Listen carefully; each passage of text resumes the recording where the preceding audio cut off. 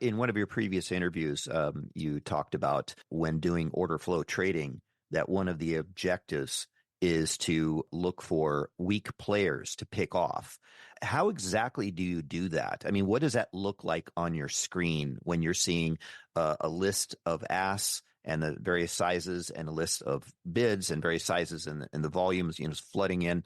How do you identify and pick off the weak players? Yeah, you're right. It is important to be able to try and identify who you want to trade against. You're not always going to get that right. And so the key then is to know as quickly as possible when you weren't filled by the people that you wanted to be filled by. And then you get out, of course, right? So first identify who's playing and identify who are the weakest players. Right now, in the futures market that we trade, it's very easy to work out who the weakest players are. They're the retail traders. They've always been the weakest players, and unless they change their trading habits, they're probably always going to be the weakest players. How do they trade? Most of them use some form of technical analysis, right? So we can look at that.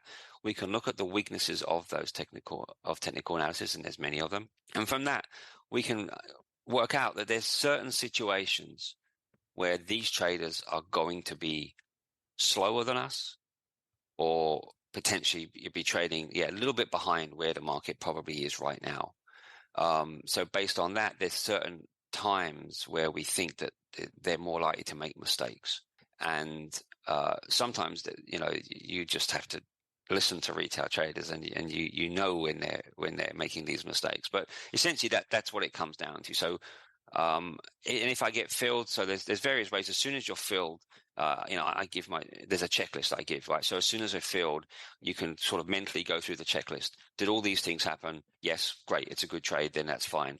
If some of them happened and some of them didn't, then again, as soon as you're filled, so I don't have to wait 10 seconds, a half a minute, 3 minutes. As soon as I'm filled, I should know with this checklist, which is based on, all of the experience I've learned over the years with the checklist, okay, everything was good. Or if too many things were not good on this, then I wasn't filled by the people that I wanted to be filled by.